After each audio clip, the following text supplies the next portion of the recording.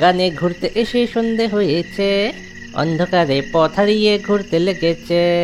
ও নাকি এই দিকে যাব? না, এই দিকেই যাই। এই বাঁশবাগানে ঘুরতে এসে সন্ধে হয়েছে, অন্ধকারে পথ হারিয়ে ঘুরতে লেগেছে। টিং টিং এ টিং, টিং টিং টিং এ টিং। এ ভাই, ওখানে কে দাঁড়িয়ে আছো? সামনে এসো, এমনিতেই সন্ধে হয়েছে, ভয় লাগছে তো।